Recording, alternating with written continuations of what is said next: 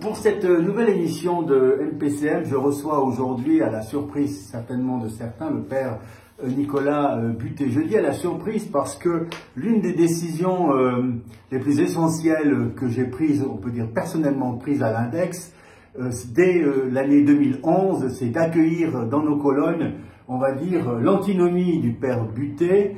C'est Narcisse Prat, un anarchiste notoire dont les propos, on va dire, sur les églises, sur les dieux de toute religion, ne sont assurément pas ceux que pourrait nous tenir aujourd'hui le père Butet. C'est des reproches qui m'ont été faits d'avoir été, on va dire, trop laxiste dans les acceptations des textes de Narcisse Prat, et tout au contraire, je considère que c'est un acte dans la liberté d'expression qui marquait ce que je voulais faire en Valais. Aujourd'hui, on est dans la position totalement inverse, à savoir que voilà un père, on va dire, extraordinairement bien introduit dans les milieux bourgeois, je dirais hypocrite, qui était sanctifié d'une sorte de sainteté dans les années 1990-2000 et qui, par les soubresauts de la vie, deviendrait, vous avez bien noté le conditionnel que j'utilise ici, deviendrait aujourd'hui le paria de cette même bourgeoisie et bien-pensance qu'il a accepté. C'est dans ce cadre-là que j'ai considéré comme tout à fait important, même si j'ai reçu des critiques de proches. Certains me disent c'est un acte vraiment bienfaisant et bienveillant que tu fais, d'autres pensent que je ne devrais pas le faire pour l'Index. Alors je crois que ceux qui m'ont lu et qui connaissent l'évolution de l'Index depuis 2011 comprendront pourquoi je reçois aujourd'hui le père Butet. Alors, il faut un tout petit peu vous surprendre. Nicolas Butet, il est connu des lecteurs de l'Index, peut-être pas de lui-même, mais je vais revenir sur des textes, puisque comme tous les autres invités, il ne connaît pas les questions. Moi-même, je veux dire, je ne les connais pas, j'ai un peu l'esprit, à part celle qu'on lui posera tout à la fin. Ou bien, d'ailleurs, pour le faire parler maintenant, je pourrais interrompre cet entretien et lui demander directement quels sont les 3 livres qu'il conseillerait à nos lecteurs avant de les surprendre avec ce que je veux lui dire. Alors, les 3 livres que vous conseilleriez aux lecteurs de l'Index, ils vous ont marqué et vous ont forgé, ont fait de vous cet homme et pas un autre. C'est peut-être la question la plus difficile parce qu'il y en a tellement qui m'ont forgé, et je crois que c'est vraiment cette quête intérieure qui est éclairée par 1000 lumières comme ça. Bon, je ne vais pas manquer de dire quand même l'épître aux Éphésiens dans la Bible, qui est quand même un... Et pourquoi cet épître-là? Cet épître parce que je trouve qu'il y a une sorte de réalisme de la vie concrète, de petits conseils de vie concrète, d'éléments qui éclairent le quotidien, et puis une sorte d'espérance qui traverse cet épître dans le cas d'une situation de conflictualité, de difficulté, de persécution. Et voilà, cette lumière est là. Un livre qui m'a beaucoup marqué récemment, c'est de Cynthia Fleury, une psychologue et psychanalyste, qui, la mère, alors elle écrit l'apostrophe A-M-E-R, mais elle y pense à la mère en 2 mots, et puis à la mère M-E-R aussi, et je trouve, en lien avec François Roustan sur la fin de la plainte, tout ce qui est de la rancœur, de toutes ces choses-là. Alors j'ai découvert cette philosophe par ma fille, qui au collège, pourtant au collège des Creusets, on l'a introduit à cette philosophe.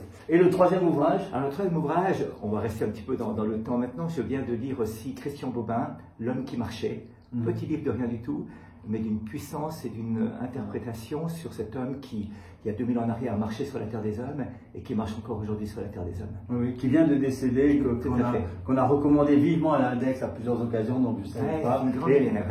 Une grande plume aussi. Vraiment. Une grande plume. Alors, ici, je vais vous lire une autre plume qui date de 2011, que ne connaît pas le père Butet, quand même. De Jacques Cuny. Le sommet du 36e dessous, c'est à l'Index, et on va parler ensuite d'une question qui suit ce texte-là. Nous connaissions Davos et ses managers mondiaux, nous avons aujourd'hui Zermatt et ses managers moraux, d'une station chic à l'autre, les grands de l'économie se griment à l'éthique christiano-capitaliste. Sarko, qui fêta sa victoire avec ses potes au Fouquet avant de prendre des vacances sur le yacht de son cher Bolloré, nous avait fait rire avec son hallucinante volonté de moraliser le capitalisme après cette si jolie crise financière. D'autres, à l'ombre du Cervin, reprennent le même propos et essayent de lui donner de l'épaisseur. Le Zermatt Summit a réuni 200 leaders pendant 3 jours au grand hôtel Zermatterhof. L'armée n'a pas assuré de couverture aérienne, mais tout ce petit monde devait être joliment protégé pour parler tranquillement de la pauvreté mondiale, saupoudrée de responsabilités individuelles spiritualisées. L'introduction du congrès a été confiée au père Nicolas Butet, l'ancien ermite qui roule maintenant en Mercedes monacale, d'un château à l'autre, du château Rima au château de Beauregard, pour être précis. Vincent Pellegrini, dans le Nouvelliste du 5 mai 2008, avait déjà commis un article à la gloire de ce spécialiste de la doctrine sociale de l'Église, qui se rendait alors à Saint-Tropez chez l'ancien vice-président de la Banque mondiale. Il remet ça dans celui du 20 juin 2011 avec le même enthousiasme. C'est un homme de loyauté. Humanizing Globalization, disait la banderole de luxe pour la photo souvenir. Mais que foutait donc Paul Jorian, l'auteur du Capitalisme à l'agonie, dans ce carnaval où les références majeures étaient Benoît XVI et Mère Teresa? J'introduis cet article pour une question qui est tout à fait collatérale par rapport au reste, mais quel est votre rapport à l'argent depuis que vous avez choisi cette vie? Parce qu'il y a quand même des budgets à faire donner, il y a quand même de l'argent à obtenir. Je sais que vous avez fréquenté des hauts milieux de la finance parisienne, française, et ici aussi la bonne bourgeoisie qui vous aidait, peut-être pour faciliter son arrivée chez Saint-Pierre plus tard, sa bonne foi. Alors, quel est ce rapport à la chose argentée? Alors, je crois que l'inquisition de Tetzel, qui prêchait les indulgences en Allemagne au XVIe siècle, est dépassée. Je trouve qu'il y a un mythe sur l'argent. Je crois que c'est quand on regarde notre comptabilité, ce qui me touche et ce qui est très touchant, c'est que les budgets de fonctionnement sont assurés vraiment par des gens qui est toute simple, qui donne 50, 20 francs, 100 francs. C'est quoi le budget annuel à l'époque où vous étiez, on va parler après de la fraternité eucharistique, ça correspond à quoi en volume, hein, sans entrer dans le détail, de charge annuelle pour le fonctionnement de l'électricité, des téléphones, des déplacements, l'ensemble pour une centaine de personnes, donc sur les 4 maisons que nous avions. Ah, mais vous comptez la France aussi? Oui, bien sûr, oui, tout à fait, oui. Non, en Valais, c'est 25 personnes qui habitent là et c'est de l'ordre de 250 000 francs. Par année. Et financé par des dons? Tout financé par des dons. Pas d'argent public? On ne travaille pas d'argent public. Pas d'argent public, on travaille de nos mains, donc on a des fermes, de l'agriculture, du bois.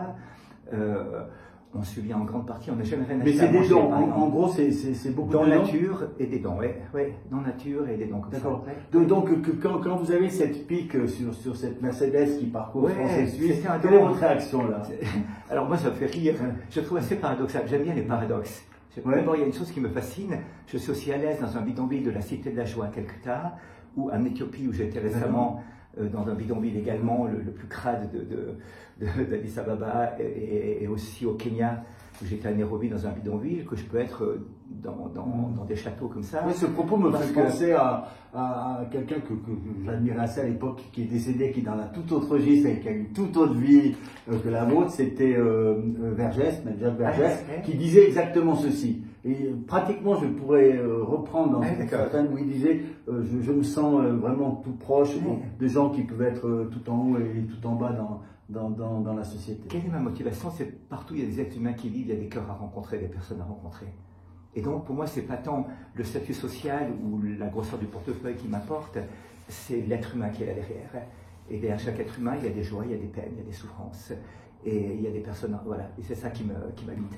Alors, je suis tombé ce matin, presque par hasard, mais je ne crois pas tellement au hasard, donc disons que ce n'est pas le hasard, d'un article que vous avez rédigé dans le Nouvelliste et qui a donné lieu à un échange à l'Index, vous ne savez pas, mais je pense que dans ces temps-là où il y a beaucoup de soubresauts, d'ailleurs, il faut bien, pour mettre le contexte, on est en pleine affaire Closy et Torné, que les lecteurs de l'Index connaissent parfaitement, et on a ce titre dans le Nouvelliste, bien placé, donc devant 140 000 lecteurs, du père Butet, que j'ouvre, et on doit dire que ici à l'Index, peut-être moi le premier, je me suis senti très concerné par l'article, donc je vais le lire. Avis d'orage sur le Valais, ça c'est le titre qui avait été choisi. Pas sûr que nous y gagnerons à copier-coller les mœurs d'ailleurs. Que la vérité se fasse, je suis pour. La justice, repour. Que ceux qui ont fraudé payent, bien sûr. 2 affaires, 3 et d'autres encore qui concernent des citoyens moins exposés. C'est la réalité d'une société humaine avec ses héroïcités et ses défaillances. et la justice travaillent. Car nous habitons un état de droit dans lequel la souveraineté appartient à la loi et non pas aux volontés arbitraires des hommes, fussent-ils magistrats ou pro-chevaliers de la bien-pensance. Il me semble cependant que le péril pour le Valais n'est pas là où l'on essaye de nous faire croire, la menace n'est pas dans ses affaires, quand bien même il y a faute morale ou pénale, la République n'est pas grièvement amochée pour autant. Le danger est ailleurs, plus sérieux et moins facilement discernable. C'est que la façon de traiter ces affaires engendre une véritable mutation, un retournement culturel qui n'est en fait qu'un renversement mimétique. Car c'est ainsi que l'on agit à Genève ou à Paris, rien d'innovant donc. Et pourtant, c'est l'irruption dans les mœurs valaisannes de la condamnation sans procès, du soupçon par amalgame, du discrédit par insinuation. Bien sûr, le Valaisan aime à se confronter, mais il me semble qu'il se brave ou se bravait avec l'autre et non contre l'autre. C'est-à-dire que la mêlée se jouait plus sur le ton relationnel que sur le mode conflictuel. Plus avec l'élégance de la bienveillance qu'avec l'arrogance de la désobligeance. En général, pas sûr que nous y gagnerons à copier-coller les mœurs d'ailleurs. L'économiste et ancien conseiller de François Mitterrand, Jacques Attali, concluait ainsi son diagnostic de la crise française, c'est parce que les Français ne s'aiment pas les uns les autres. La philosophe Hannah Arendt a rappelé que l'amitié entre citoyens est une condition fondamentale du bien-être commun, que cette amitié se juge à la façon d'exercer le dialogue. Nous humanisons ce qui se passe dans le monde en parlant, et dans ce parler, nous apprenons à être humains. La clé, c'est la philanthropia, l'amour de l'être humain. Celles et ceux qui veulent sortir de cette façon de coexister devraient se méfier des effets boomerang. Le philosophe René Girard a bien mis en lumière la montée aux extrêmes de la violence autour d'un bouc émissaire.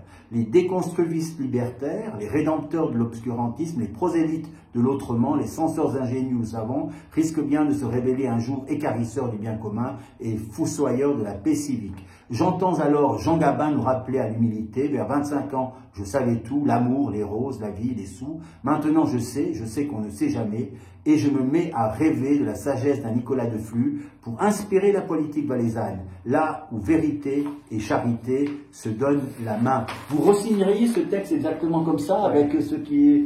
Vous êtes content de vous en lisant ce texte-là? Oui, vraiment, parce que je crois vraiment que il y a un autre mode, je vois vraiment, et je le signerai 2 fois aujourd'hui, parce que cette montée à l'extrême de la violence que l'on voit aussi bien en Ukraine qu'au niveau local un peu partout, est fondée sur 2 éléments. D'abord, une société un peu bisounours où tout devrait être parfait, et l'homme est avec ses failles, et je le sais moi-même, l'âge m'a appris aussi ça, mes faiblesses, mes pauvretés, et donc cette patte humaine, elle est délicate, voilà, et puis que les intentions ne sont pas nécessairement ceux des actes qui en résultent, et que cette complexité du cœur humain que j'éprouve de plus en plus me fait penser comme ça, ce qu'on appellerait, un philosophe américain appelait ça la charité interprétative. Il n'était pas chrétien, mais juif d'ailleurs, mais ce regard sur l'autre qui envisage plutôt qu'il ne dévisage. Et donc je signerai 2 fois plus parce que cette tension que l'on voit monter aujourd'hui, je suis souvent en France, cette violence politique qui est là-bas, empêche vraiment une société de se bâtir. Et je ne sais pas à quel degré de violence va aboutir un monde où il n'y a pas cette qualité relationnelle de la bienveillance. Ouais. Je dirais que si je devais dessiner en mots le parcours de l'index depuis 2011 jusqu'à maintenant, c'est quand même un petit bout de chemin de vie, tous les jours, etc. Je dirais c'est la description d'une absence d'état de droit, c'est la description d'une absence de vérité, c'est la description d'une absence de charité dans le monde institutionnel et judiciaire que je connais particulièrement. C'est la raison pour laquelle. Alors, à l'époque, j'avais entre guillemets commis, mais gentiment, quelqu'un qui a une plume magnifique, mais qui doit être un grand paresseux, je ne sais pas s'il va m'écouter, enfin je vais lui transmettre la vidéo en tous les cas, c'est quelqu'un qui s'appelle Fabien Spina, qui a été chargé de répondre à Nicolas Buquet, et vous verrez de manière... Et je rappelle que le titre de votre article, c'était « Avis d'orage sur le Valais ». Lui, qui est disons... un homme cultivé, il a écrit des procédés, je ne savais pas qu'est-ce que c'était, en réalité c'est des tempêtes, donc aux orages il répond par les tempêtes, et que dit-il? Je ne pouvais rester insensible à l'invitation de l'index de commenter l'article du père Nicolas Buquet paru dans le Nouvelliste du 20 janvier. Si jamais vous voulez le retrouver, c'est le 20 janvier 2014, jour de la Saint-Fabien. Ce devait bien cela, mon illustre homonyme, et de jubiler secrètement de cette coïncidence ironique. Donc, Fabien, le jour de la Saint-Fabien, répond à Saint-Nicolas. Il n'y a pas de hasard. Il n'y a pas de hasard. Bien que je partage l'opinion du fondateur de la fraternité eucharistienne à propos de l'agitation malicieusement opportuniste et bienveillante des différents camps politiques et de tout leur Sancho Panza médiatique, ma conclusion restera diamétralement différente. La récompense inespérée au sacrilège de préférer les chemins de traverse au raisonnement dogmatique.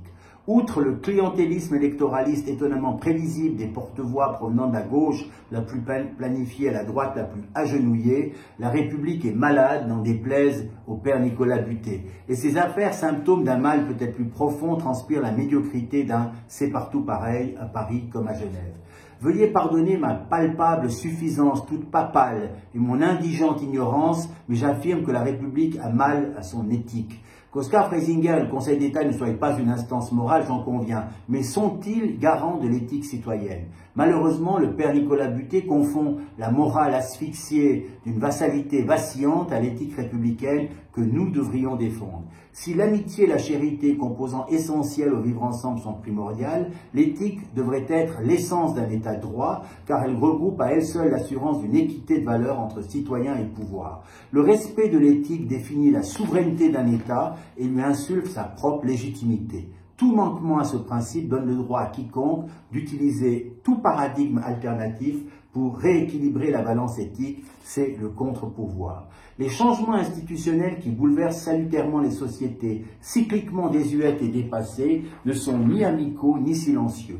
L'indignation des citoyens est aussi bruyante que la violence sourde d'une morale étriquée, s'adaptant mal à l'évolution de la connaissance. Et c'est là qu'est le véritable péril. Non pas du changement, qu'il soit bon ou mauvais, mais de la résistance butée de ces postures faussement conservatrices. Le mimétisme culturel auquel ici le père Nicolas Butet fait allusion n'est que le préambule à une réaction en chaîne qui viendra tôt ou tard s'écraser chez nous aussi, poussée par le juste questionnement civil. Le Valaisan n'est pas différent des autres. Il cherche à comprendre par effet domino, non pas en copiant-collant les mœurs d'ailleurs, mais en participant au reset inévitable de la machine. La nouvelle société de l'information dans laquelle nous vivons apporte au moins cet avantage. Elle donne à l'inertie du pouvoir l'impulsion de s'effondrer sur lui-même en temps réel. Au vœu pieux de Nicolas Butet, je souhaite m'adjoindre les services d'un poète qui aimait les orages. Nous manquons cruellement de poètes véritables en ce monde, particulièrement en Valais, et de conclure comme un cri dans la nuit, comme le vent qui frissonne avec le bourdonnement d'une tempête dans la montagne libre, libre comme Léo Ferré, le désordre, c'est l'ordre, moins le pouvoir. C'est quoi la différence entre, indépendamment des tonalités, sur la substance des deux positions? Je pense que sur le fond, on a une même insurrection face à l'injustice. Je pense, contrairement à ce qu'il dit, conformément à ce que pense Günther Anders, le philosophe, les moyens ne sont pas neutres. La manière de réagir à l'injustice doit elle-même comporter une humanité qui est là derrière. Et autant je suis un insurrectionnel face à tout ce qui est injuste, à tout ce qui est abus de droit, et tout ça, je porte ça profondément en moi. Je sais que la personne humaine qui est là derrière est capable d'évolution, est capable de transformation. Et donc, je ne suis pas sûr que tous les moyens sont à utiliser face à cette nécessaire insurrection devant l'injustice et devant les drames que vive le monde. Le deuxième point qui me paraît gênant, c'est qu'il a utilisé le mot reset. Alors là, je vais participer à cette restriction. Et alors, c'est terrible. Quand j'ai relu ça, c'est... On en est... Et c'est justement la violence généralisée. La guerre en Ukraine, la guerre en Afghanistan, la merde en Irak, en Syrie. Ça, c'est le reset que nous propose Klaus Schwab et le Forum de Davos. Et je crois que là, on est devant un scandale. Et donc, ce reset auquel... Ah, mais lui, il dirait la même chose, je pense. Ah, mais il dirait la même chose. Il ne s'est pas rendu compte à quel point le fait de demander un reset de la société pouvait aller. On appelle ça l'hétérologie. L'hétérologie, c'est que quand on vise un but, celui d'établir une justice, on atteint un autre but, en fait, qui est la violence généralisée. Parce qu'on n'a pas pris en compte l'idée que les moyens doivent être adaptés aussi à la finalité que l'on veut défendre, et qu'on ne peut pas utiliser n'importe quel moyen pour obtenir une fin. Et donc, l'idée de reset est assez intéressante parce qu'elle est poussée au bout de la logique aujourd'hui, dans un monde dysfonctionnant, et exactement, le fait qu'on n'utilise pas les bons moyens pour bâtir ce monde, alors conduit à cette montée à l'extrême de la violence qu'avait défini René Girard en achevant Clausewitz. l'un des autres axes, on va dire, personnel et aussi, je dirais, public de l'index, ça a été, on va dire, le harcèlement. Le harcèlement sur le lieu du travail, le burn-out, etc. Et les positions, on va dire, extraordinairement, je dirais, non éthiques, parfois criminelles, des autorités face à ces résistances-là. C'était bien avant les mouvements MeToo, etc. Et ça inclut le burn-out, ça inclut le harcèlement psychologique et moral sur le lieu du travail, etc.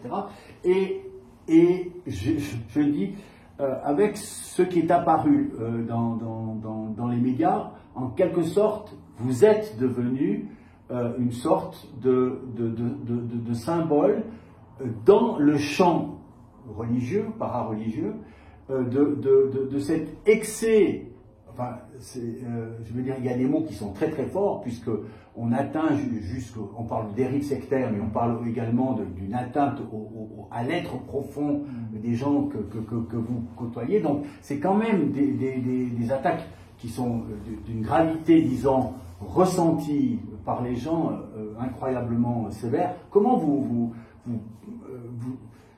avant de dire comment vous avez vécu, mais comment vous pouvez appréhender cette réaction, on va dire, publique, qui fait que probablement Canal 9, qui vous a reçu en 2018 avec Yvan Christen, aujourd'hui peut-être préférerait ne pas vous recevoir. J'entends ce qui est dit, j'entends aussi quelques voix qui disent ça, mais il y a aussi tant d'autres voix qui disent autre chose. Je pense à ces centaines de jeunes qui sont venus chez nous et qui parlent de liberté. Même un Didier Berthaud qui attaque un petit peu dans cet article, faisait la une du Nouvelliste il y a 4 ans en arrière, en disant je suis devenu libre à l'Eucharistie, j'ai enfin compris la liberté, j'ai mûri et j'ai découvert la liberté. Donc voilà, j'étais hier avec un jeune que je rencontrais. Vous parlez de ça, effectivement. Il y a des articles là, donc par rapport à Didier Berthaud, où on voit vraiment une liberté assumée dans son positionnement. Et puis alors, ce qui est assez étonnant là, enfin étonnant, c'est pas étonnant, mais grimpeur devenu libre, c'est vraiment quelque chose qui est dès l'adolescence, la préadolescence, qu'il a ressenti, etc. Mais maintenant, peut-être qu'on s'éloigne de cette critique, parce qu'il dit également que dans des textes qu'il a écrits, qu'il y a des imperfections, je crois que c'est le terme qui peuvent être graves, mais qui ne changent pas son chemin. Donc, finalement, est-ce que vous admettez des erreurs, des fautes, des manquements et des défaillances dans la gestion de cette fraternité? Je reconnais 2 choses. Je reconnais que la fraternité est née d'une insurrection intérieure, qui est née dans les mouroirs de Calcutta, de Mère Teresa. Et c'est Mère Teresa elle-même que j'ai rencontrée là-bas qui a dit « Mais que faites-vous pour les pauvres chez vous ?» Et donc, moi, le désir était aussi, à la fois par rapport à l'Église institutionnelle et bourgeoise, de proposer une sorte de radicalité franciscaine. Oui, mais à laquelle vous avez adhéré, parce que on va dire que toute l'Église de chez nous, vous étiez une sorte de représentant de la divinité quand même. Non, vraiment pas. Ah bon. Je pense qu'il suffirait d'interroger quelques évêques pour comprendre que ce n'est pas ça. Et nos voisins à Saint-Maurice aussi. Non, je crois que j'étais très très critiqué à l'intérieur, pas chez les fidèles, pas chez les gens simples et chez les gens qui avaient vraiment un sens aiguisé. Mais je parlais hier à quelqu'un que j'estime beaucoup, qui connaît assez bien votre fraternité, et il me disait qu'il pouvait comprendre le fait qu'il y avait des exigences qui étaient trop importantes, et que vous ne saviez pas accueillir ces gens qui pouvaient venir chez vous sans devoir suivre toutes les cérémonies que vous aviez, etc. Et qu'il y avait cette pression aussi sur le fidèle en construction, qui peut ensuite être assimilé à des impositions psychiques trop importantes. Je pense qu'il y a un élément, un élément qu'il faut tenir compte et que la psychologie ou la psychiatrie aujourd'hui prend en compte, c'est la multifactorialité des réactions. Donc il n'y a pas qu'un seul élément qui peut être identifié. Celui-ci peut être un élément, et ça je reconnais volontiers que mon exigence à la fois personnelle et communautaire à la suite de François d'Assise et de Mère Teresa, j'ai quand même passé 2 ans à Calcutta, j'ai passé maintenant 2 ans avec les soeurs de Mère Teresa dans le monde entier, Donc je vois quelle est l'exigence qui est là derrière, et je vois que tous les renouveaux dans l'Église se sont faits autour d'une certaine exigence évangélique. Un retour à François d'Assise au XIIIe siècle, Saint Dominique à la même période, Ignace de Loyola au XVIe siècle, ou François de Sales à la même période, ou Charles Borromée, enfin, dans cette grande période qu'on appelle la contre-réforme catholique, mais qui a été finalement une redécouverte de l'Évangile par Luther et par toutes ces personnes-là, de dire mais on s'est tellement éloigné institutionnellement de l'Évangile et donc de celui, le fondateur, que finalement il y a une sorte d'externalité ou d'étrangeté entre les deux, qui n'est plus possible de vivre. Voilà. Alors ensuite, je pense qu'on a essayé d'être attentif, en tout cas dans mon fort intérieur, au chemin de chacune et de chacun, mais je découvre aujourd'hui, sous la plume de Boris Cyrulnik, une chose assez intéressante, le juif athée, et son avant-dernier livre, c'est Psychothérapie de Dieu. Et il montre finalement comment, dans sa pratique à 84 ans maintenant, il découvre que finalement cette composante spirituelle est absolument indispensable à la reconstruction d'une personnalité. Et donc on l'avait pressenti avant, on l'avait introduit là-dedans. Pour vous aujourd'hui, avec votre recul, ça serait quoi la définition d'une secte? Une secte, je pense d'abord, c'est un lieu fermé, on va avoir une emprise sur les personnes, et où la liberté n'est pas respectée. Lorsqu'on a parlé à propos de la fraternité, de dérive sectaire, les deux derniers critères ont été invoqués, c'est-à-dire l'emprise et puis peut-être l'absence de liberté liée à des activités en temps beaucoup trop excessif sans que les gens puissent retourner sur eux-mêmes. Oui, alors j'entends. Nous avions 27 heures de travail par semaine effective. On avait plusieurs heures de prière par jour. Énormément. Ça fait 5 heures à peu près par jour. 5 heures, mais par rapport à des monastères, j'entends la Chartreuse d'Aval-Sainte, ou les Bénédictins, ou les Sœurs de Géronde, c'est 6 heures chez elles, à peu près comme ça. Donc on était en dessous des là, monastères. Vous refusez le terme sectaire, même en dérive et en absolu. Non, j'essaie de remettre les choses un petit peu en perspective. Il y avait le fait qu'on n'ait pas de temps pour retourner ce soir. Tous les frères et sœurs avaient 3 jours de désert dans un chalet seul en montagne par mois, 4 semaines de retraite par année où les frères et sœurs étaient libres, à part 1 heure d'enseignement et les temps de prière. Il y avait 2 semaines de vacances par maison, et comme ça par année. Moi, je compare avec mon neveu et ma nièce, par exemple, qui ont 5 enfants. Ils n'ont jamais une vie comme ça, avec son travail qui lui prend 50 heures ou 60 heures par semaine. J'entends, c'était pour moi quelque chose d'important. On ne peut pas vivre en tant que religieux. Il y a eu des burn-out, on est d'accord qu'il y a eu des burn-out. Oui. Et alors, cette gestion des burn-out, c'est un des grands reproches qu'on fait aux employeurs dans la société civile, dans les grandes entreprises, etc., avec les possibilités éventuelles de suicide, mais en tout cas des dépressions qui peuvent être majeures, etc.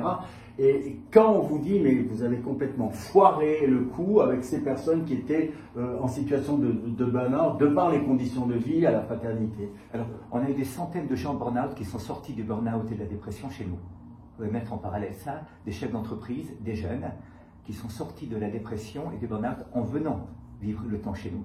Et qui ont fait un parcours de guérison accompagné par des psychiatres, souvent en sortant d'un hôpital psychiatrique, souvent des allers-retours, parce qu'on sait que c'est très complexe cette chose-là. Donc, il faudrait aussi mettre en contrebalancement ces 2 éléments. Et le reproche consistant à dire qu'il n'y avait pas assez, on va dire, d'interdisciplinarité, d'appel à des psychologues, à des thérapeutes, etc., qui pouvaient vous aider parce que vous êtes juriste, prêtre, mais pas psychologue ni psychiatre, etc. Comment vous vous positionnez par rapport à ça? Chaque frère et sœur avait un médecin traitant, chaque frère et sœur pouvait aller chez ces gens-là. On avait des cours de formation avec des psychiatres, on avait même des sessions de médecins régulièrement, à Épinassé en particulier, où des médecins venaient et les frères et sœurs pouvaient participer aux débats qu'ils avaient entre eux, c'était eux qui géraient, mais c'était en parallèle, si j'ose dire, avec ce qu'on faisait, et des personnes qui suivaient, soit des frères et sœurs, soit des jeunes en accueil, et donc qui venaient là échanger et aborder un certain nombre de questions sur la santé et tout ça. Maintenant, je voudrais aussi voir, d'abord personne n'a été hospitalisé parmi les frères et sœurs, et je suis en grande compassion pour ceux qui ont vécu ça, vraiment. Je ne voudrais pas non plus minimiser le phénomène du confinement, qui a quand même été un élément pas seulement pour nous, mais là, la maison Épinassé en particulier s'est complètement fermée, sans activité extérieure. Et on sait bien qu'il y a eu en Suisse 51% d'aggravation de problèmes psychiatriques à l'époque du confinement. Donc cette analyse a été faite après ça et pas avant. Il y avait 2 personnes qui étaient parmi celles qui sont en traitement là, qui étaient déjà suivies par des psychiatres depuis plusieurs années. Et donc c'était voilà, des phases de curseur.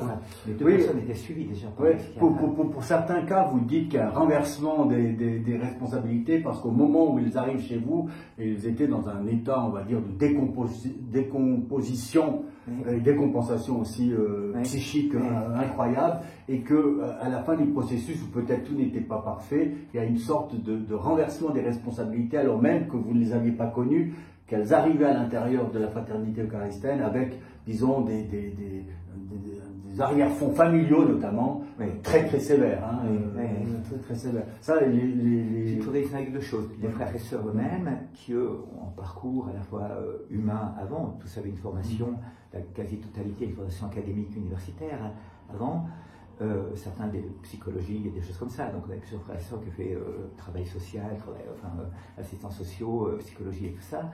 Donc ces gens avaient une compétence qu'ils apportaient à l'intérieur de la communauté de cette manière-ci, et puis les jeunes en accueil. Alors c'est vrai que ce qui est assez paradoxal, si j'ose dire, c'est que des centaines de jeunes sont venus, ou de moins jeunes d'ailleurs aussi, hein, en situation de dépression, de rupture sociale, de drogue, toxicomanie, et on fait un chemin de guérison jusqu'à arriver à avoir des doctorats universitaires ou des postes à responsabilité aujourd'hui. D'autres simplement sont à l'AI toujours, mais sont capables de mener leur vie, et c'est assez génial, dans une stabilité d'humeur et humaine, accompagnés par des psychiatres, des psychologues, toujours. On l'a toujours fait. On a toujours accepté et insisté pour que les gens prennent leur traitement quand ils étaient chez nous. Il y a d'autres centres d'accueil où on fait une rupture avec le traitement, et ça ne marche pas. Nous, c'était toujours un travail de réseau qu'on a fait, vraiment. Dans la gestion... Donc, maintenant, quand on travaille avec la patte humaine, effectivement, on fait des erreurs. Alors, au niveau des erreurs, justement, je voulais dire, parce que les choses, elles sont pas blanches, noires, etc. Et je me porte pas du tout en défenseur à ça, mais il y a ce DRH mondial, Monsieur Meldem. Je veux lire ici la déclaration. Hein. Bon, c'est un proche quand même. Il est venu, donc on peut dire que son avis, il a été dicté aussi par sa connaissance amicale de la fraternité. Mais je veux dire, quand on a un DRH qui vient dans toutes les organisations, il y a ce réseau qui peut être amical ou bien... Je veux juste lire là. Je précise que par mon activité professionnelle de DRH dans des multinationales industrielles, je suis particulièrement attentif à la dynamique des organisations et au comportement des dirigeants. Si j'ai pu constater une activité parfois débordante et intense, je n'ai à aucun moment vu que l'exercice de l'autorité au sein de la fraternité a été marqué par un système pyramidal abusif, infantilisant et qui a annulé les personnes dans les diverses dimensions de leur être, en particulier de leur psychologie. J'ai perçu les membres de la fraternité agir dans la joie et la liberté. Maintenant, il y a d'autres, entre guillemets, spécialistes, mandatés par les autorités, on va dire, religieuses. Je ne suis pas un spécialiste droit canonique, mais qui ont justement indiqué que ce qui était reproché, c'était le système pyramidal abusif, c'était le système infantilisant, et c'était l'annulation de la psychologie intime des gens. Là, on peut comprendre, vu de l'extérieur, c'est qui dit vrai. Ces gens n'ont pas une formation de DRH, ceux qui ont fait ça. Et puis, un des éléments qu'ils relèvent, par exemple, chaque jour, le responsable de maison distribue le travail à chaque membre. C'est inadmissible de faire des choses comme ça. Chacun doit être autonome. Or, quand on est dans un bureau d'universitaire ou dans un couvent installé, je comprends qu'on fasse, si on a un livre à écrire, on mène sa vie comme on peut. Quand on est dans une construction de maison sur un chantier avec une ferme, des animaux, une forêt, chaque jour on fait le point. Où en est-on? Quel est le temps qu'il fait? Quelle est l'urgence numéro 1? Et donc, eux trouvaient scandaleux que chaque jour on distribue le travail comme ça. Mais moi j'ai travaillé sur des chantiers depuis l'âge de 15 ans, à la construction des routes. Tous les matins, un contremaître venait, disait voilà, aujourd'hui toi tu vas là, là, là, là. Et ce qui se passait, c'est que tous les matins, on faisait le point en disant, voilà, qu'est-ce qu'il y a à faire aujourd'hui, qu'est-ce qu'il faudrait compléter, toi tu penses quoi? Tenons compte aussi des personnes avec qui nous étions. C'est-à-dire que certaines personnes qui étaient peut-être en difficulté ne pouvaient pas travailler sur le chantier avec tout le monde, donc devaient plutôt aller ailleurs, seul en forêt, en train de débarder 2-3 branches d'arbres, pour simplement respirer et ne pas péter les plombs. Voilà. Donc, comment vous expliquez alors... Ensuite, la vie religieuse comporte elle-même une certaine obéissance. Mais comment vous expliquez les réactions, on va dire, de la société laïque, dont finalement, dans sa fonction de journaliste, Marie Parvé est un peu la médiatrice, on va dire, et donc on va dire, elle représente, entre guillemets, certains acteurs qu'elle a écoutés et qu'elle a essayé, dont elle a essayé de transmettre les propos. Comment vous expliquez ces propos extraordinairement sévères émanant de gens qui connaissent ou qui ne connaissent pas la fraternité et qui se traduisent ensuite dans ce rejet épidermique qui est finalement le pendant de ce qu'a été le fait de vous avoir considéré en quelque sorte comme ce sauveur à épinacé. Je pense qu'il y a eu il y a des éléments qui sont objectifs, et ça je n'en doute pas. Hein. Tout est perfectible, tout exercice d'autorité et peut-être confondu avec un exercice de pouvoir, évidemment. L'autorité, c'est faire grandir les personnes. Dans l'Église elle-même, il y a une certaine autorité. Moi, je suis assigné à résidence maintenant. Je pourrais dire que c'est absolument en violation de l'article 6 des droits de l'homme, ce qu'on me fait, parce qu'il n'y a aucune condamnation, il n'y a aucune enquête contre moi, il n'y a rien du tout. Et mon évêque me demande d'être en un lieu fixe. C'est une violation complète. Mais en venant à l'Indef, vous lui désobéissez gravement alors? Non, j'ai l'autorisation écrite de sa part de venir ici. Ah d'accord. Voilà. Ah non, nous sommes contents. Nous sommes heureux. Je vais trouver mon avocat. Nous sommes heureux. Donc au niveau du droit canonique, vous êtes en ordre. Non, parce qu'il y a des petits curieux qui m'ont dit c'est impossible qu'il soit là aujourd'hui parce qu'il a l'interdiction. J'ai dit, moi, je lui fais confiance, il m'a donné sa parole de venir. Je ne connais pas le droit canonique, je ne sais pas ce qu'il en est. Donc vous dites que cette question-là, en plus, était résolue tout à fait légalement. Mais c'est vrai. Quand on compare les droits de l'homme, on les connaît, l'article 6 de la Convention, liberté de mouvement, liberté de... Voilà, j'en suis complètement privé, quelque part. Et je pourrais hurler au monde que c'est pas vrai. Vous avez été juriste, donc vous l'êtes resté, mais comment vous appréhendez le fait alors que le droit canonique il peut avoir cette influence sur le réel des gens et que, en quelque sorte, vous n'êtes pas soumis à l'état de droit. C'est un des grands reproches qu'on fait au droit musulman, par exemple. Absolument. Parce que là, le droit canonique ne se rapproche pas de... Écoutez, c'est une grande question pour moi, et j'en parle avec une éminente juriste française qui travaille ces questions-là maintenant. Plusieurs personnes se posent ces questions. À la fois, il y a une spécificité propre du droit canonique, du droit de l'Église, parce que l'Église est hiérarchique et elle a un côté masculin assez évident, qui fait que, d'ailleurs, le Vatican n'a jamais adhéré à la Convention européenne des droits de l'homme, alors que l'Église ne cesse de proclamer partout les droits de l'homme, pour des raisons évidentes qui peuvent être ce côté hiérarchique et le ministère réservé aux hommes, mais de l'autre côté, elle ne peut pas faire fi des droits de l'homme dans ce qui concerne le respect de la personnalité, comme ça. Maintenant, il y a aussi un acte de liberté. J'entends un moine qui rentre au monastère et qui accepte les règles de se lever à 11h du soir, de se lever à 3h du matin pour la prière. On pourrait dire, mais c'est absolument inadmissible. Faire ça dans un camp de travaux forcés est un scandale et une violation absolue des droits de l'homme. Quand la personne adhère intérieurement à une certaine règle de vie pour pouvoir vivre cela, elle se trouve totalement libre. Quand dans la dernière à l'échafaud de Gertrude von Lefort ou le dialogue des Carmélites de Bernanos, on nous parle de ces martyrs de Compiègne qui, au moment où les révolutionnaires viennent, ouvrent les portes en disant « mais sortez, vous êtes enfin libres ». Elles disent « mais nous sommes libres à l'intérieur ». Et les clés, ce n'est pas pour nous empêcher de sortir, mais pour vous empêcher d'entrer dans le monastère. On peut très bien comprendre qu'à un moment donné, une personne puisse sentir ça comme une pression. C'est-à-dire qu'un acte librement consenti à un moment donné d'un engagement dans la vie religieuse qui est exigeante, comme d'ailleurs dans le mariage ou dans la vie professionnelle ou qu'elle soit, où j'accepte des contraintes à 70 heures par semaine de travail. J'ai l'ami avocate aux États-Unis, 70 heures de travail par semaine. Les médecins, des horaires complètement fous. mais je peux avoir à un moment donné un cri du cœur qui dit non. Alors un cri du corps qui dit non, c'est peut-être un burn-out, un cri du cœur qui dit non, je ne veux plus ça. Et Quit Your Job, tout ce mouvement mondial aujourd'hui où les gens, après le Covid, disent mais non, on ne peut plus supporter des pressions pareilles. Pour vous, il n'y a pas eu d'atteinte à la liberté de ces gens, alors, de manière générale? Nous n'avons pas de clés sur nos portes. Je crois qu'ils ont mis des clés maintenant, mais moi j'ai toujours refusé qu'il y ait des clés sur nos portes. On a bien compris que la clé, elle était symbolique, psychique et non physique. Hein. Alors, donc, est-ce qu'il y avait ces clés-là Alors, je reconnais volontiers que j'ai une forte personnalité. Mais je crois que c'est comme ça que les choses avancent dans le monde. C'est jamais avec des mots que les choses avancent. Je reconnais volontiers que j'ai une... Vous récuseriez le terme de gourou? Intentionnellement, je n'ai jamais voulu l'être. Absolument. Ça, je crois que je dis profondément. Dans la tradition indienne, le gourou, c'est une personne sage qui essaye d'éclairer les consciences.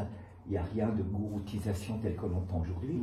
Donc, il y a un gourou qui est venu récemment, je crois, à Châteaudet, je crois, qui est une vedette mondiale, j'oublie le nom maintenant, qui est un grand sage comme ça, on l'appelle le gourou. Voilà, donc il faudrait voir dans la culture indienne et dans la culture chez nous l'image que ça redonne comme ça. Vous êtes d'accord que dans les groupes sociaux, il y a toujours un leader, que ça soit dans une harmonie de musique, dans un club sportif, dans un club de danse au théâtre, etc. Il y a des gens qui, par leur personnalité, disons, symbolisent l'avancement, etc.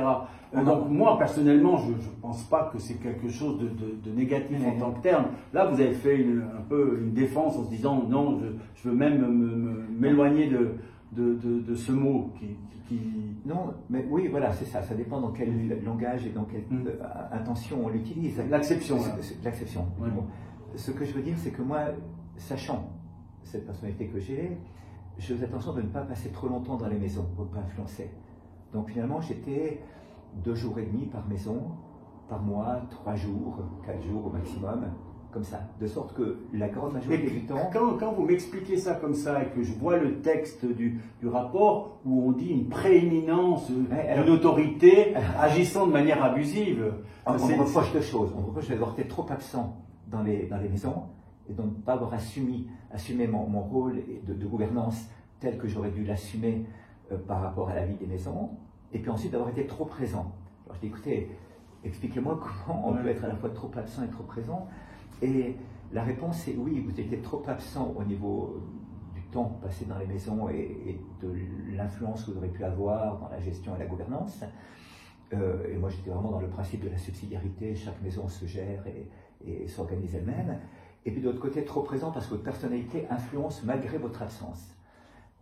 Je veux bien l'admettre, voilà. Maintenant, quelle est l'intentionnalité là derrière et quelle est la volonté. Mais, vous modifieriez quelque chose, on ne peut jamais refaire l'histoire, c'est clair, mais vous remodifieriez quelque chose dans votre appréhension, je ne sais pas, de la gestion des ressources humaines, des modalités d'exploitation, ou presque de la ligne de vie par rapport à ce qui s'est passé?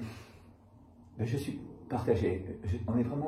J'étais tellement contre les structures, j'étais tellement l'Église structurée, tout ça structuré, tout le monde structuré, que je suis parti dans l'idée du large. Enfin, nous sommes partis. Je n'ai rien voulu fonder.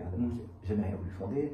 Les jeunes sont venus me chercher. Je lis dans Wikipédia que c'est après avoir été ces années d'ermite à Saint-Maurice qu'on est pratiquement venu vous chercher et qu'on vous a même imposé à un moment donné à travers l'évêché ou bien c'est Monseigneur Salina m'a demandé de descendre de l'Ermitage. Je ne voulais pas quitter l'Ermitage. Et Monseigneur Salina m'a dit, Nicolas, tu descends. Il m'a même dit, je veux dire ce qu'il m'a dit. Il dit, toi tu vas où? Je dis, moi je reste à l'Ermitage. On a reçu la ferme, on va la réparer. Il dit, tu te fous de moi? Bien. Je dis, non, je n'oserais pas.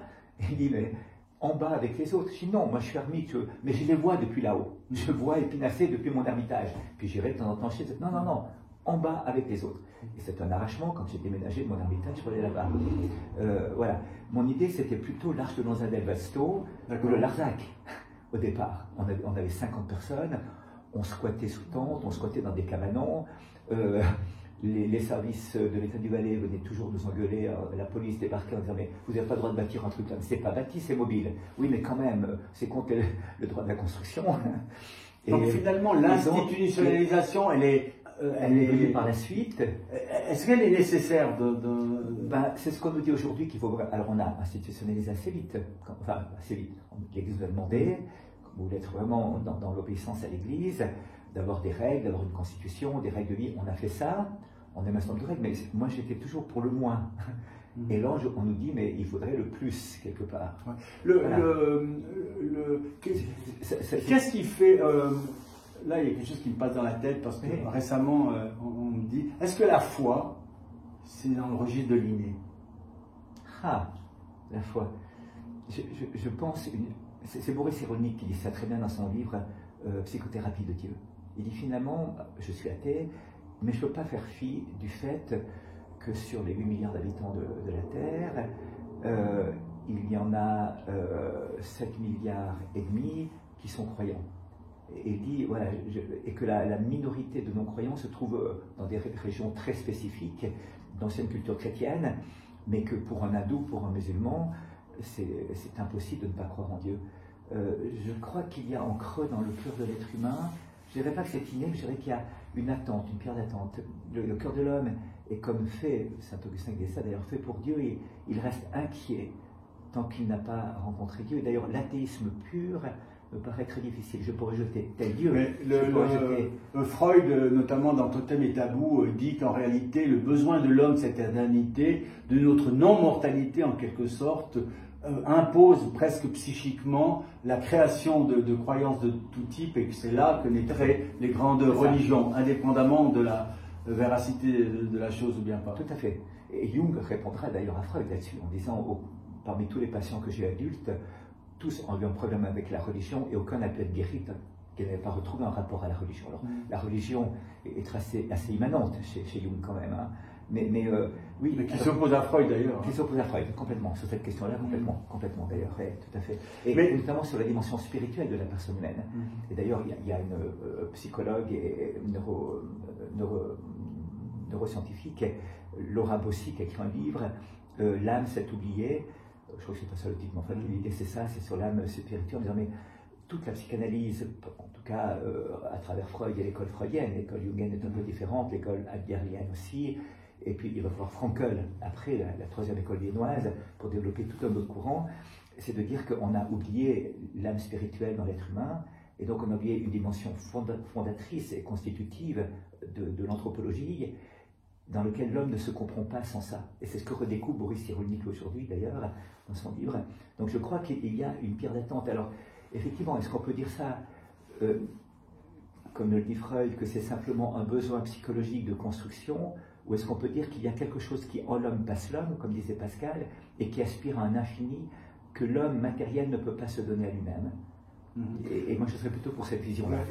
Alors, il y a quelque chose dans votre parcours qui m'interpelle, mais je pense qu'il devrait interpeller tout le monde.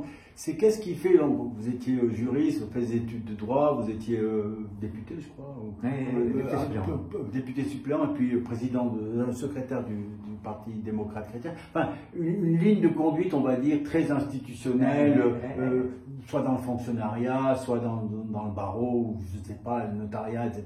Enfin, dans la cité, on va dire, dans ce cas-là, de bonne structure d'Alexandre.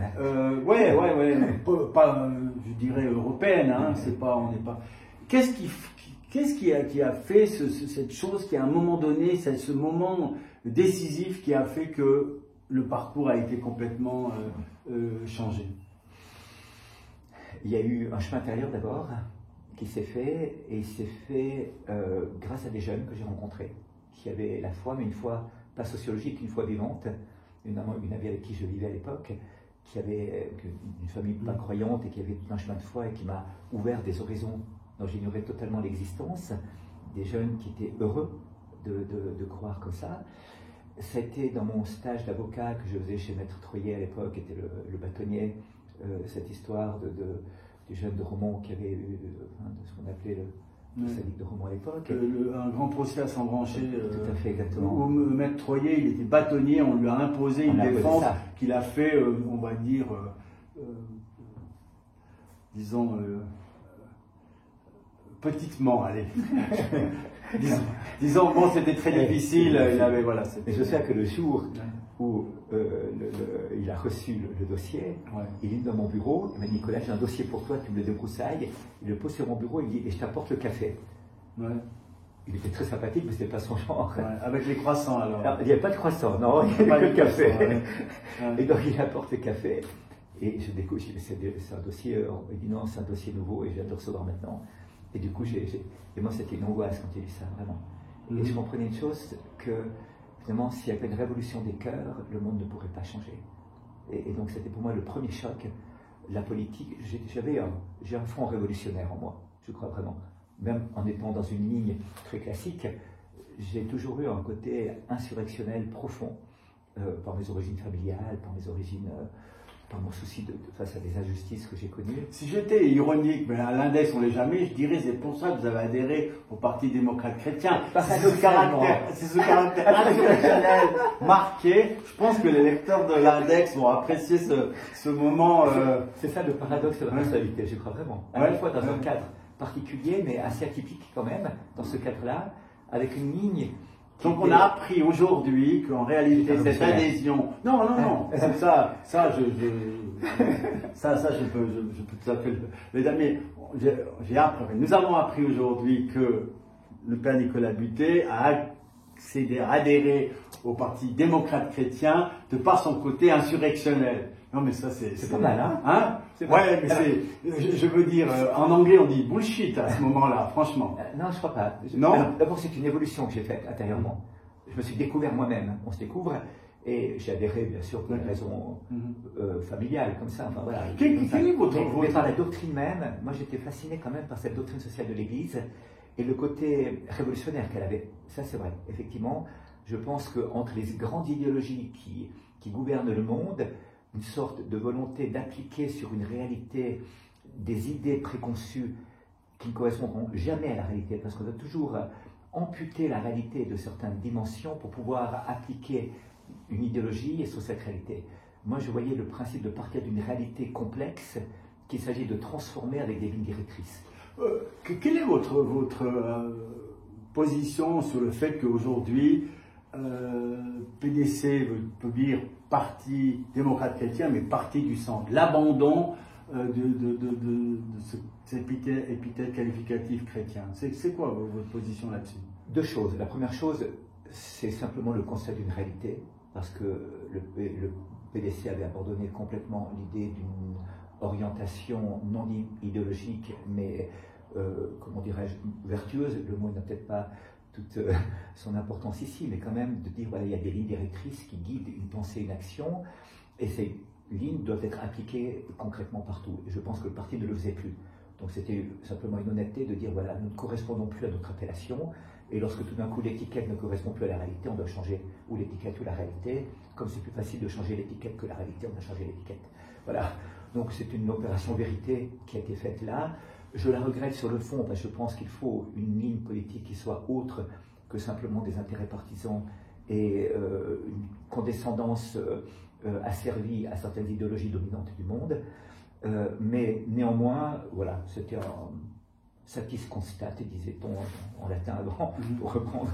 C'est voilà, comme ça. Pour reprendre ce premier article que j'ai lu là, oui. de Jacques Cuny, est-ce que c'est décent de mettre Mère Thérèse dans le summit de Zermatt?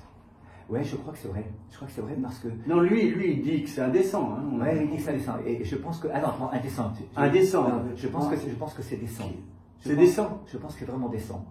Nous avons organisé un Aconcagua Summit pour l'Amérique latine, avec des grands patrons.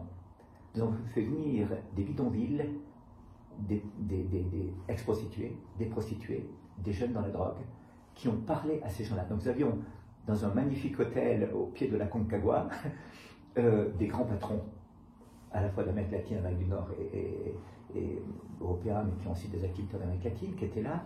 Et nous avions cette société alternative qui était là, où il y avait des visages sur la pauvreté.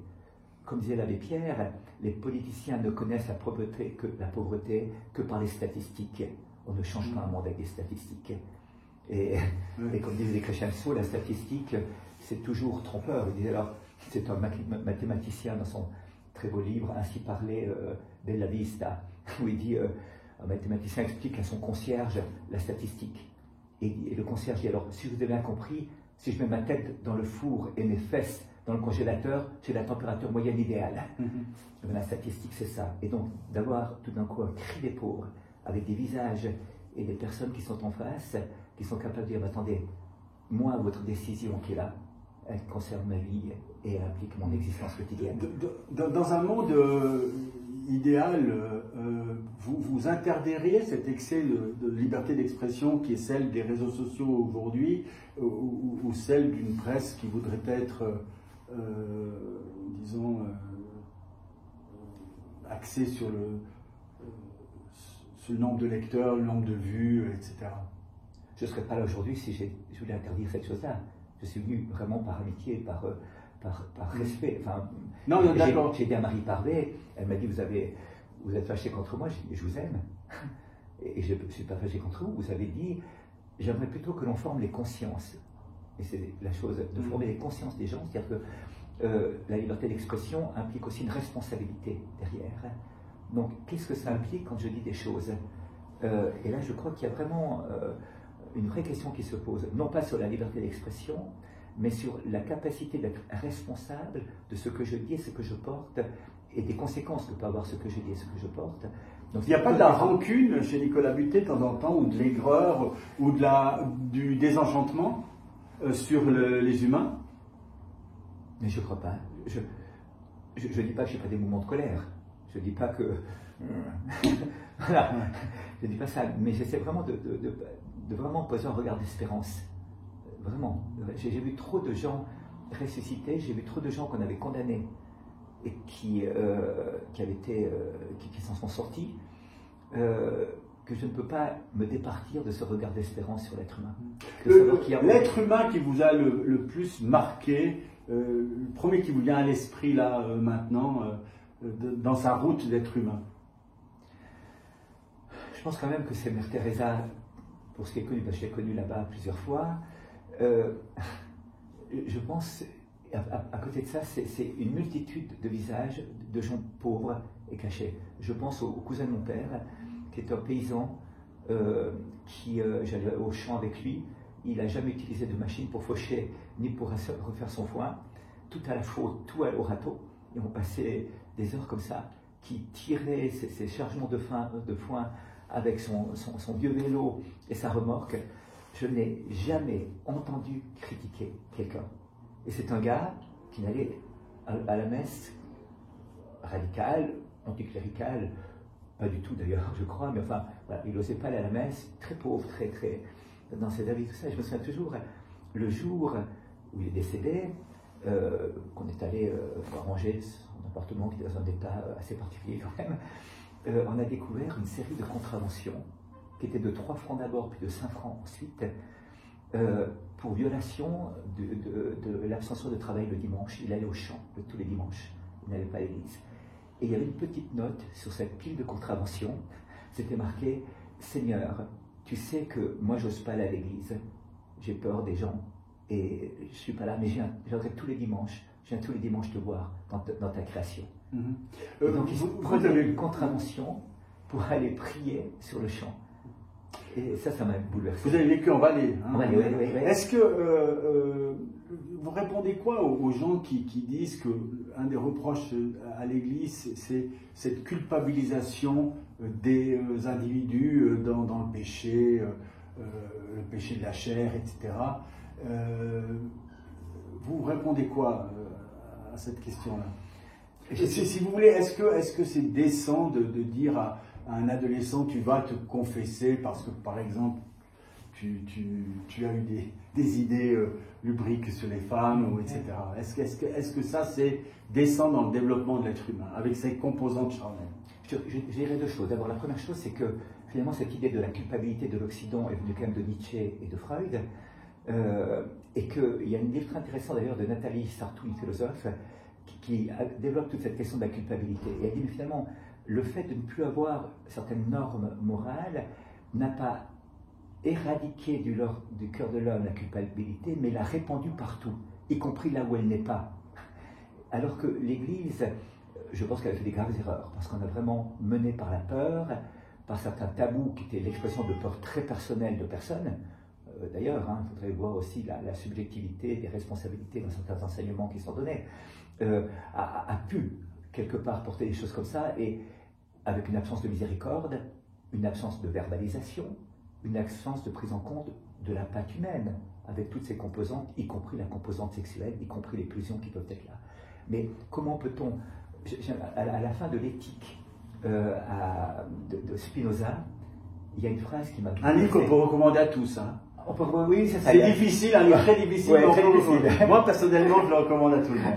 C'est ça, il y a des bonnes lumières, mais la dernière fois, le dernier chapitre, dernier paragraphe, tout petit paragraphe, il dit nous ne maîtrisons pas nos passions pour devenir heureux, mais c'est parce que nous sommes heureux que nous maîtrisons nos passions. Et je pense que l'Église est rentrée dans une grave faute qui était le moralisme, plutôt que la morale. La morale, c'est la science du bien agir, qui est orientée, finalisée par le bonheur. Et là, ultimement, la béatitude. Ce sont les béatitudes de Saint Matthieu. Donc, je pense qu'on a complètement perdu de vue la dynamique propre de ce que doit être la morale, la science du bien agir en vue du bonheur. Et donc, la sexualité, le discours là-dessus doit s'inscrire là-dedans. Et je crois que de ne pas avoir une ligne orientée vers le bonheur n'éradique pas la culpabilité, mais culpabilise tout et tout le monde, de sorte que la culpabilité devient une pathologie psychologique quand elle n'est plus vécue dans une juste distinction au niveau moral. Elle s'accroche là. Et dans ce sens-là, le pardon est quand même quelque chose d'assez extraordinaire. On redécouvre aujourd'hui la vertu du pardon, aussi en psychologie, parce qu'elle libère profondément de culpabilité, elle permet un redémarrage, un reset, dans le bon sens du terme, du cœur de l'homme. J'ai eu une discussion très intéressante sur le pardon avec Morand, comment s'appelle-t-il? Maxime Morand, qui était dans cette salle ici, il m'a parlé de ça. Et alors, ça c'est une chose qui m'échappe, mais le pardon sans l'excuse de l'autre, quelle est sa signification? Est-ce que, parce que lui, il faisait une distinction entre le pardon, etc., c'est comme si ça doit être un acte unilatéral qui appartient à celui qui l'aimait, indépendamment, en quelque sorte, de la réception, entre guillemets, du criminel, du fautif, du méchant. Comment vous vous positionnez là-dedans? Je rejoins. C'est un témoignage d'Ingrid Betancourt, qui a été emprisonnée par les FARC comme ça. Hein. Et elle me disait, Nicolas, j'ai commencé à pardonner par égoïsme. Je me suis rendu incroyable. Ouais. Et pourquoi? Parce que la haine ça m'emprisonnait. Ouais. Et accentuait l'ironie. Mais comment arriver à quelque chose d'extraordinaire finalement? Comment arriver à cet état-là décrit par Madame Betancourt? Alors, ce qu'elle me disait, et c'est son témoignage, elle me disait, mais moi j'ai découvert, d'abord que j'étais moins en prison par ma haine qui habitait mon cœur, que ça faisait rire les autres, qu'ils étaient tellement heureux de voir qu'ils pouvaient provoquer une telle haine en moi, une telle tristesse, que c'était encore une victoire supplémentaire contre moi qui les habitait. Et donc, pour me libérer de cette victoire-là, je ne pouvais pas sortir de mes chaînes, pas sortir de ma prison, mais pour me libérer de ça, il fallait me libérer de la haine. Et alors c'était le regard sur les autres en disant, mais eux sont misérables. S'ils ont tant de haine, tant de violence, tant d'inhumanité, c'est eux les misérables. Moi je suis riche de valeurs humaines, qu'eux n'ont pas. Et les pauvres, ce sont eux. Et après, j'ai compris la vertu chrétienne du pardon quand elle a fait ce chemin de foi. C'est un peu ce que disait Maxime Morand, le pardon, un acte gratuit finalement, qui peut revenir sous des formes diverses dans le monde, chez soi, mais de manière totalement indistincte de celui vers qui il devrait se diriger. Absolument. C'est-à-dire qu'elle est vraiment d'abord un acte personnel qui n'implique pas une réciprocité nécessairement. S'il y a une réconciliation, il faut réciprocité. Il peut y avoir pardon sans réconciliation. Et il peut y avoir pardon avec impossibilité absolue de réconciliation. Parce que l'autre reste un bourreau, parce que l'autre reste une personne nuisible, et donc je ne pourrai jamais, et il ne faudrait même pas que j'y aille des fois vers l'autre, parce que je vais me faire détruire encore une fois. Et donc il peut y avoir un pardon sans réconciliation, l'idéal ce sera pardon et réconciliation. Nous avons invité aux rencontres Nicolas Dorothée-Flux, celui qui a assassiné Aldo Moro, et le fils du chauffeur d'Aldo Moro, qui était là, et les deux enfants se sont retrouvés, enfin l'enfant de celui qui est assassiné, du policier qui est assassiné, et l'assassin de son père étaient là pour témoigner du pardon, de la réconciliation et du chemin qu'ils faisaient ensemble. Et c'était bouleversant de voir cette histoire qui a marqué l'Italie, qui a marqué quand même, et qui a influencé toute la politique italienne, d'avoir ces deux personnes qui étaient là, capables d'entrer dans une démarche de pardon, dans l'émerveillement de la liberté. J'appelle ça la sortie par en haut, si j'ose dire, des conflits. C'est ce qu'a voulu M. Mandela en Afrique du Sud. Absolument, avec toute la... absolument. Absolument. Écoutez, comme on termine toujours en disant merci pour ce moment, MPCM, merci pour ce moment et merci d'avoir obtenu une autorisation canonique pour se déplacer au siège de l'Index. Merci de m'avoir invité.